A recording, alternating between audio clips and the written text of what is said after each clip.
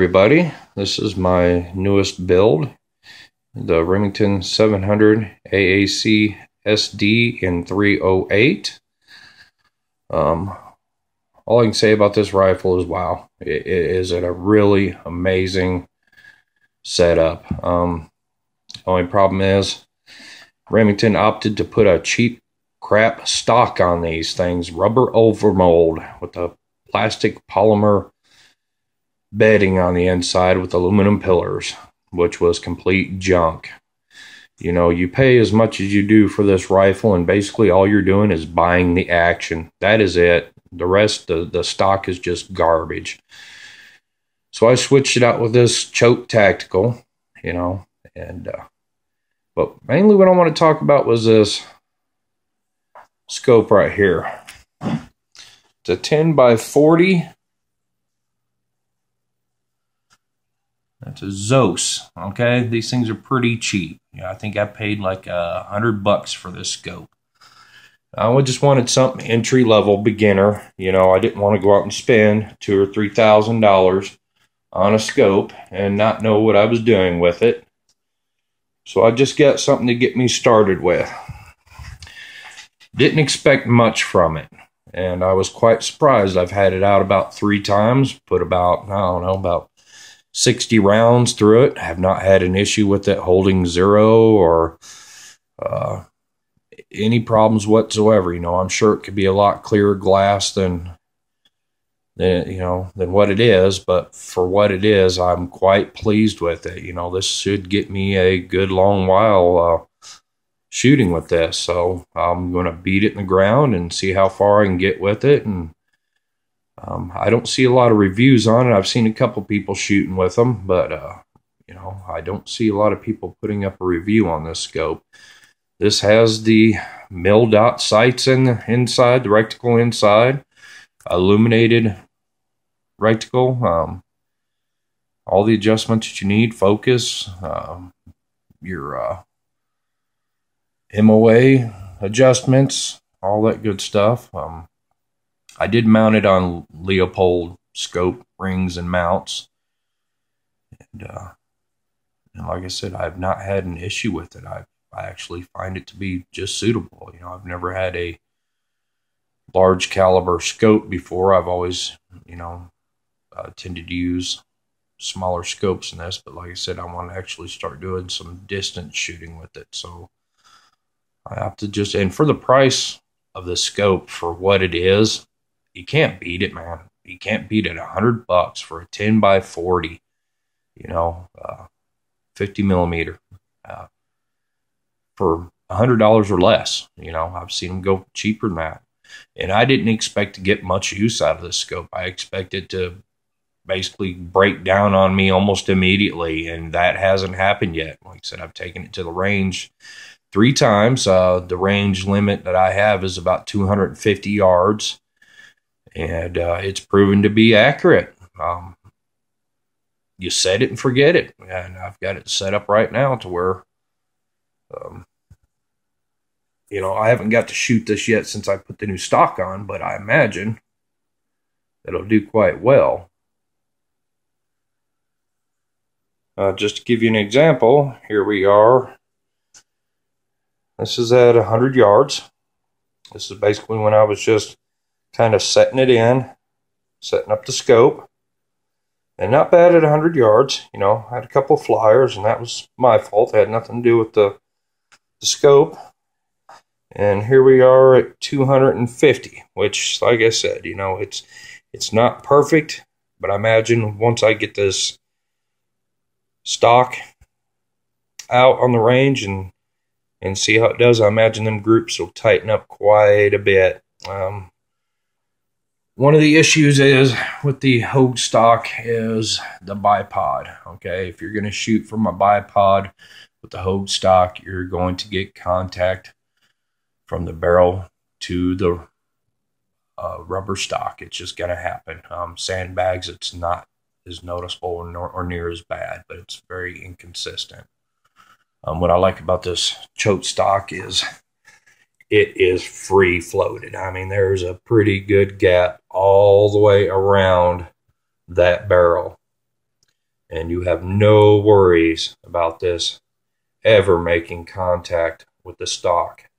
Plus, it has the full aluminum bed inside, and it has V-block pillars, which was great. You know, you get the smooth, rounded pillars, and there's always a chance that you may not get it exactly centered, the barrel into the stock. Well, with the V-block, it kind of forces it right to center, so you don't have any worries about that. You know, if anybody who's worked with metal or anything like that, and you know, drilling through cylindrical bars or any of that stuff, you know, you always put a V-block in there to keep that thing centered. And it's just a simple concept, you know, took it and putting into this stock, and I really like that. So this stock is super comfortable. With the added little cheek rest, it pulled my eye right to the scope. And that's one thing also too, is the eye relief on this scope is a little bit tight. You know, it really is. You got to get your eye almost close up to it a little bit, but once you get your cheek up on there, it's perfect. It's dead set right in.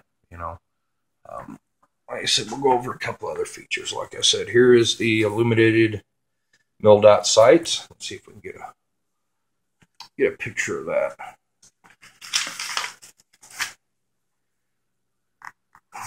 Get these dust caps off here.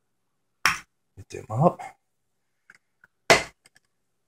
Turn her up here. And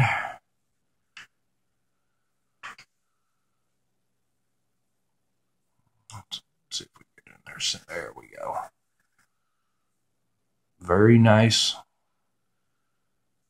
Very nice, you know. And to me, that was worth $100 right there. I had no problems with that at all. That was worth $100 to me. It comes with an extra battery. But like I said, there's your height adjustments. Right down, let's see, it's 1/8. 1 click equals 1/8 MOA. Fairly smooth. There's no grinding or anything. They're free working. No problems there. Focus knob over here, free moving, no grinding, or everything seems like it's pretty well built on this scope. But time will only tell. You know, like I said, she's not a beauty by any means, but for what I'm using it for, I have no complaints. I really don't. It comes with a 4-inch sunshade on it as well. It comes with it. One problem I did have, now that I say that, is taking off and on the sunshade. I did notice that the threads for the lens will back out and back in on you. So there's, I'm not too familiar with how scopes are, but I know it's not supposed to back out that lens. The threads exposing them and threading in and out, which it shouldn't do. But I don't have any plans on taking that sunshade back off anyway, so I'll just leave it on there like it is. But there she is.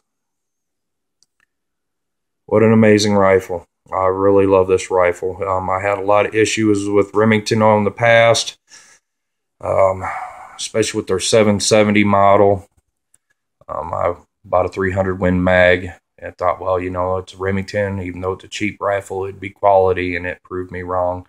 That thing was a piece of shit. I couldn't even hit the broadside of the barn with that thing. One thing I do want to mention about this Remington 700, there has been a recent recall on anybody that has the X Pro trigger on this rifle. There has been a recall up till April of this year, from I think 2004 up to April of this past year. So if anybody's got the X Mark Pro trigger on this rifle, Remington will send you a box, and you can send your rifle back to them, and they'll clean it or replace it, whatever needs to be done. The only problem with that is Remington will not allow you to have your scope, your muzzle brake, your bipod. You have to have it in the original stock, all that crap, and I wasn't about to break this thing down and send it in just to have a clean trigger job on it. I can do that myself. I'm not an idiot. I can have my local gunsmith do it, but Remington won't cover the warranty if you do not send it to a reputable Remington gunsmith or Remington themselves. So apparently there's been a couple of accidental discharges with this trigger. And I've actually seen a video where this has happened before, where they come out, pull out the bolt, lock the bolt down, and the thing fire. So that's something to be cautious about. I actually stumbled across the recall, was not even aware there was a recall. Just happened to be doing some searching on the internet and found it. So they have not made this too public for everyone. So be cautious, folks. But that's it. Thanks for watching.